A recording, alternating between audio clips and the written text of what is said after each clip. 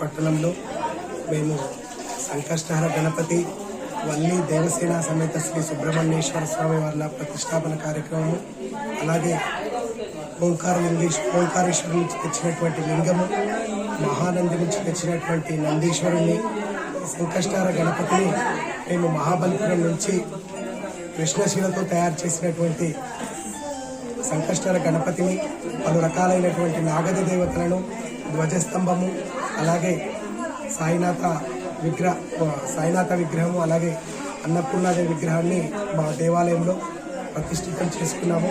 అది మా పూర్వజన్మ సుకృతంగా భావిస్తున్నాము.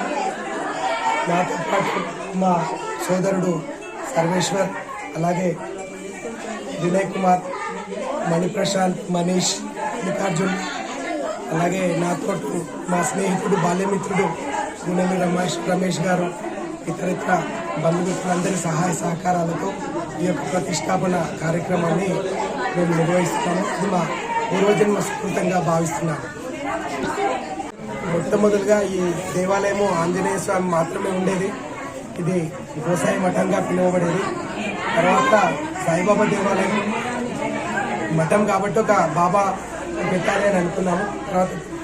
తర్వాత ఓంకారేశ్వరం నుంచి లింగం తీసుకుని రావడం జరిగింది. అలాగే ఇవన్నీ వివిధ రకాలైనటువంటి విగ్రహమూర్తులను ప్రతిష్టాపన చేసుకున్నాము. ఇంతకుముందు ఈ ఆలయ చరిత్ర ఏంటంటే, మామూలుగా ఒక చిన్న మండపంగా ఉండేది. ఆంజనేయ స్వామి ఒక్కడే ఉండేవాడు. సంతానం లేనటువంటి వారికి కూడా ఈ దేవాలయంలో ప్రదక్షిణ చేస్తే సంతానం కలిగిందని మా పూర్వీకులు చెప్పేటటువంటి వారు. ఉదాహరణకు కొట్ర నారాయణ గారు, వారి సతీమణి మణమ్మ గారు ఈ దేవాలయం బ్రహ్మీ ముహూర్తంలో ప్రదక్షిణ చేస్తూ ఉండేవారు. తర్వాత వారికి సంతానం కూడా కలిగింది అని మా పెద్ద మనుషులు చెప్పేటటువంటి వారు.